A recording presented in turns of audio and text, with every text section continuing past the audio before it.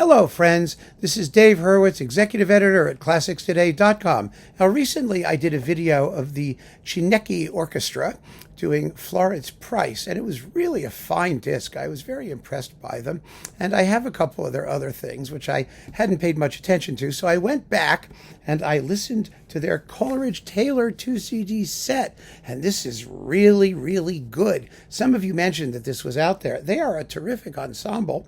We've got an orchestra, a chamber ensemble, a bunch of conductors. My goodness, who are all the conductors? Kalena Bovell, Roderick Cox, Kevin John Eduse. Well, I mean, it's not who all the conductors are. It's like all kinds of people. I don't even know. Let me look here, and we'll see what's in it. Then we'll talk about who's doing what. Yeah, we've got Anthony Parther, conductor, and Fawzi Highmore, conductor, and Kevin John Eduse. Yeah, boy. And solo violinist Elena Orioste. I mean, it's just lots of people, and they're all very talented. And I think the nice thing about this, frankly, is that it's not about the soloists. It's about the composer. It's about the ensemble. I like that. Oh, I like that so much. I really do. These guys still have plenty of time to become narcissistic, egomaniacal assholes. But for now, they're all just cooperating together in the selfless promotion of composers of black and mixed race ancestry. And it's wonderful. It's just wonderful. So what have we got here? First of all, we have Coleridge-Taylor's Othello Suite for orchestra. I mean, how many people have heard that? And it's really, it's incidental music, and it sounds like incidental music. It's not deep and dark and tragic particularly, but it's colorful and tuneful and well scored. I mean, the guy was gifted. There's no question about it. Then we have his daughter, the world premiere of Avril Coleridge-Taylor's Sussex Landscape, Opus 27. It's a lovely, like 13 minute and 34-second triptych. It does exactly what it says it says it is. It's colorful, and it's passionate, and it's just wonderful. A wonderful work. I'd like to hear more of her. I really would.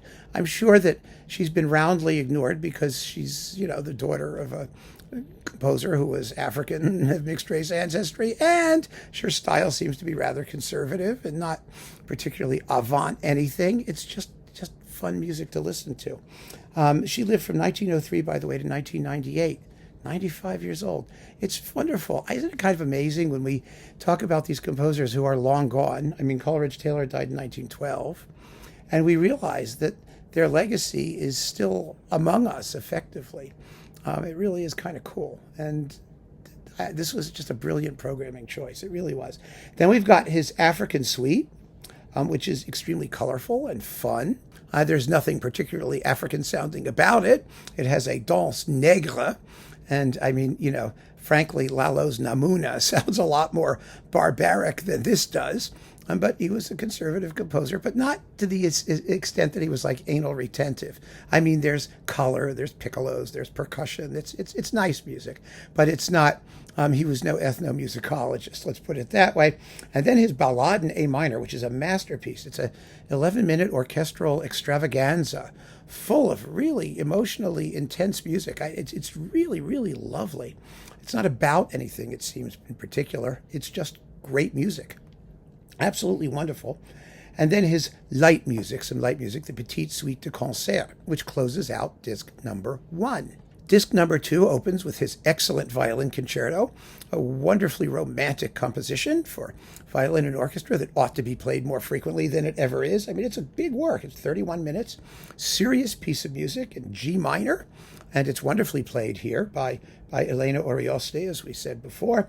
And we have his Romance in G for violin and orchestra. And we close with a chamber work, his Nonet in F minor, Opus 2, a young, wholly derivative, wholly charming piece of chamber music. It's delicious, absolutely delicious. So this is a 2-disc set of wonderful music that most of which you're not going to find elsewhere that easily in one spot. And I hope it stays in print forever. It's on Decca, so God knows what's going to happen. I mean, as long as the, woke trend of African, promotion survives, this will be around. As soon as it's over, and it may be over sooner than we think, it will disappear. and I don't want it to disappear. I mean, this is really fine music making and worthy music, deserving of attention. So I would definitely give this a shot, folks. I really would. You won't be sorry. Keep on listening and take care.